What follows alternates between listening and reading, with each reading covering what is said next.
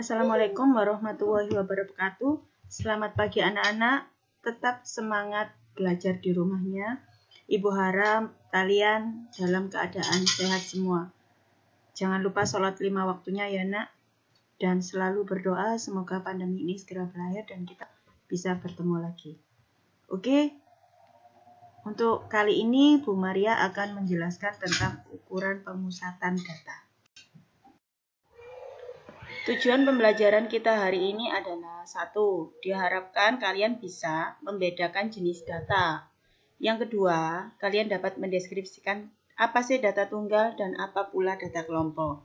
Yang ketiga, kalian dapat membuat tabel distribusi frekuensi data kelompok.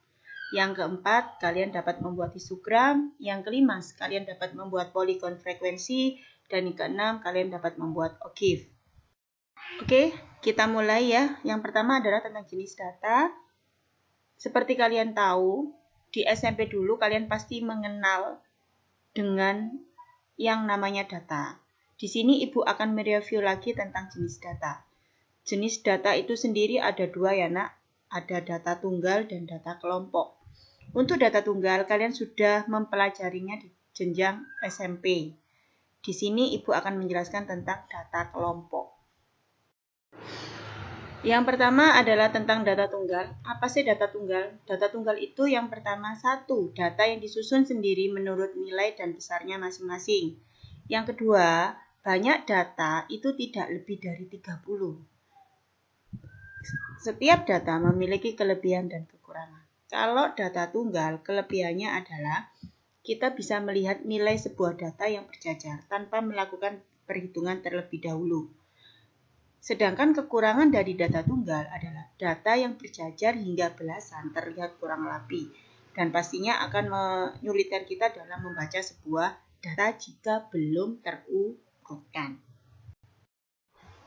Yang kedua adalah data kelompok. Data kelompok 1, yang pertama, data yang jumlahnya lebih dari 30. Kalau data tunggal itu datanya kurang dari 30, tapi kalau data kelompok datanya lebih dari 30. Yang kedua, dia harus melakukan penyajian data dalam bentuk tabel. Gunanya buat apa? Untuk memudahkan dalam membaca data. Yang namanya data besar itu kita tidak akan mudah membacanya, sehingga perlu dilakukan pengelompokan. Kelebihannya data kelompok itu apa sih? Lebih rapi dalam penyusunan data. Kita memudahkan kita untuk membaca. Sedangkan kekurangannya bagaimana? Perhitungannya tidak sesimpel pada data tunggal. Akurasinya tidak seperti pada data tunggal.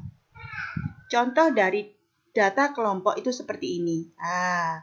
Ini contohnya data kelompok yang sudah dalam bentuk tabel. Datanya sudah dikelompokkan. Data terkecilnya di sini adalah 30. Data terbesarnya adalah 54. Nanti kita akan belajar bagaimana sih cara membuat tabel seperti ini. Selanjutnya, kita akan belajar membuat tabel distribusi frekuensi. Langkah-langkah menentukan tabel distribusi frekuensi dari data kelompok dengan n buah data adalah yang pertama 1, cari dulu jangkauannya. Jangkauan itu simbolnya J, rumusnya adalah X max dikurangi X min, di mana X max adalah data terbesar dikurangi data terkecil. Yang kedua, banyak kelas. Banyak kelas simbolnya adalah K. Rumusnya adalah 1 plus 3,3 dikalikan log N. Log N ini biasanya sudah diketahui pada soal. Yang ketiga, tentukan interval. Interval simbolnya I sama dengan J per K. Tapi ada beberapa buku yang menggunakan interval itu simbolnya adalah P. Oke. Berikut adalah contoh dari tabel distribusi frekuensi. Bisa dipahami ya nak? Tabel distribusi frekuensi. Untuk kelas di sini adalah 30 sampai 30 sampai 34.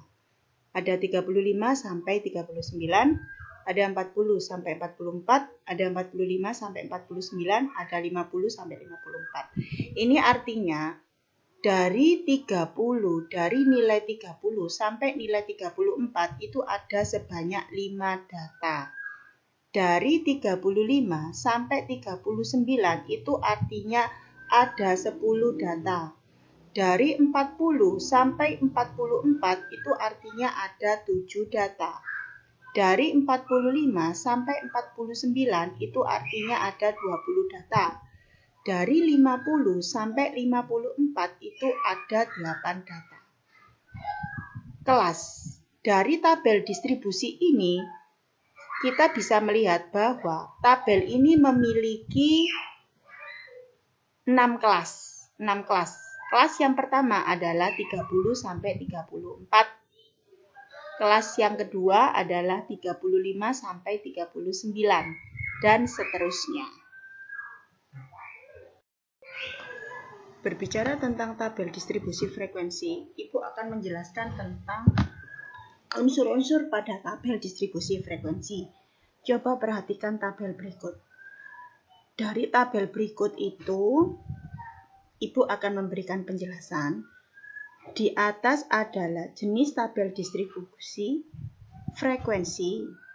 Pada tabel distribusi di atas terdapat 5 kelas, yaitu kelas ke-1 adalah 30 sampai 34, kelas kedua 35 sampai 39 dan seterusnya sehingga kelas kelimanya adalah 50 sampai 54. Dari tiap-tiap kelas itu ada nilai terkecil dan terbesar. Nilai terkecil sebelah kiri. Sebelah kiri dari masing-masing kelas itu adalah nilai terkecil dan nilai sebelah kanan adalah nilai terbesar. Nilai terkecil dari tiap kelas merupakan batas bawah kelas dan nilai terbesar dari tiap kelas merupakan batas atas kelas. Batas bawah saya singkat BB, batas atas saya beri simbol BA. Tepi bawah kelas. Tepi bawah kelas itu TB adalah batas bawah kelas dikurangi 0,5. Jadi TB sama dengan BB dikurangi 0,5. Kalau tepi atas kelas adalah batas atas kelas ditambah 0,5 atau BA ditambah 0,5 sehingga TA sama dengan BA ditambah 0,5. Sebagai contoh, BB kelas kedua, batas bawah kelas kedua adalah 35 karena paling kecil.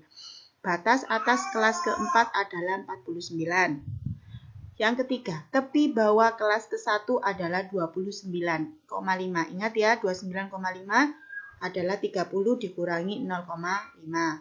Yang keempat, tepi atas kelas kelima adalah 54,5, yaitu 54 ditambah 0,5. Jelas ya anak-anak? Ini adalah contoh dari histogram. Nah, histogram itu disusun dari diagram batang. Histogram itu disusun dari sekumpulan diagram batang. Sumbu X dari histogram itu merupakan tepi kelas. Sumbu Y-nya merupakan frekuensinya.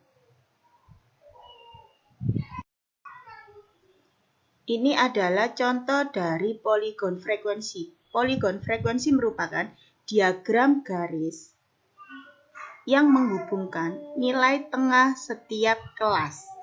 Ya, di bawah ini nilai tes itu merupakan nilai tengah dari tiap kelasnya. Yang sumbu absesnya, sumbu Y-nya ini merupakan frekuensi. Saya ulangi ya, sumbu X-nya merupakan nilai tengah, sumbu Y-nya merupakan frekuensi. Setelah memahami tentang tabel distribusi frekuensi, histogram dan poligon, kita simak contoh soal berikut. Ada data jumlah pengunjung perpustakaan SMA Nasional dalam 40 hari kerja. Datanya ada 50, 65, 60, dan seterusnya sampai 96. Berdasarkan data tersebut, buatlah distribusi frekuensi dengan 7 kelas. Di sini kita membuat tabel, tapi kelasnya sudah diketahui 7. Yang kedua, kita disuruh membuat histogram poligon frekuensi dari poin A. Pertama, kita buat tabel distribusinya dulu ya nak. Kita tentukan jangkauan. Jangkauan tadi data terbesar dikurangi data terkecil. Dari data sebelumnya kita tahu kalau data terbesarnya adalah 96, data terkecilnya 50. Berarti 96 dikurangi 50 sama dengan 47. Terus yang kedua, kita cari banyak kelas. Banyak kelasnya sama dengan 7. Sudah ditentukan dari soal tadi diminta 7. Yang ketiga, kita tentukan interval. Interval itu I. I sama dengan J per K. Di sini adalah 47 dibagi 7. Seharusnya 47 ya. 47 dibagi 7 sama dengan 6,57. Saya bulatkan jadi 7. Next, sekarang kita buat tabel distribusi dari data tersebut. Tadi datanya kan 50, 65, 60, dan seterusnya sampai 90. Nah, kita tahu kalau data terkecilnya 50, berarti kita tulis dulu di ujungnya 50.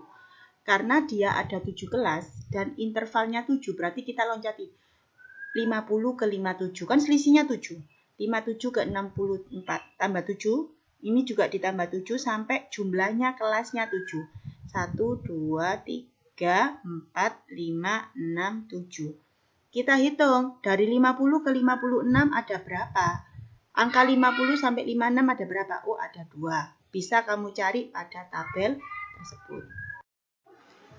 Setelah kita membuat tabel distribusi frekuensi, kita sekarang membuat histogram dari tabel yang telah kita buat. Ingat ya, pada histogram yang ditulis pada sumbu X adalah tepi bawah dan tepi atas, yang sumbu Y-nya adalah frekuensi.